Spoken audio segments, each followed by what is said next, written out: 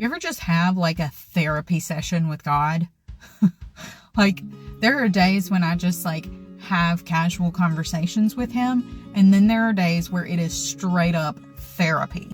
The other day I was asking God to provide for something, and then I started to think of all of the ways that I could put feet to my faith and take action steps to like move that forward so that he has something to bless.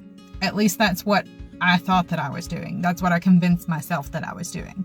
And then he stopped me and he said, Caitlin, if your son came to you tomorrow and said, Mommy, will you make me chicken and dumplings for dinner tonight? Because that's one of his favorite meals. If he said, would you make me chicken and dumplings for dinner? And you said, sure, buddy.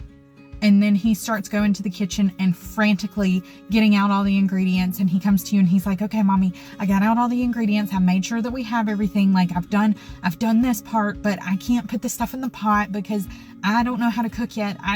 Can you just do the part that like I can't do because I just really want chicken and dumplings. I did some of the work myself. Like, please, will you do that for me? He said, does that sound like a relationship based in love to you? Ouch.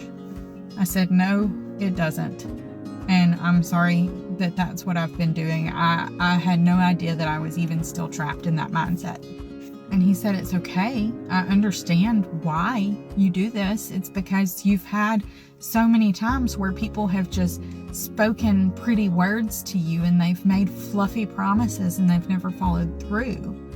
And so then it falls back on you to make excuses for them because your sweet little tender heart can't stand the fact that they just didn't care enough to follow through. He said, but you don't have to do that with me. You don't have to make it easier for me to carry out my promises to you. You just have to release me. Let me love you. Let me show you that I love you. Turn over the control. And if you're anything like me, that is hard to do. That is hard to do. But you know, we were never promised that this walk would be easy. So I want to challenge you to do this with me today.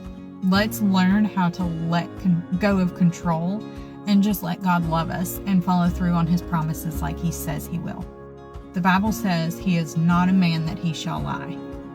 He is not a man. He is not going to lie. We just have to trust him.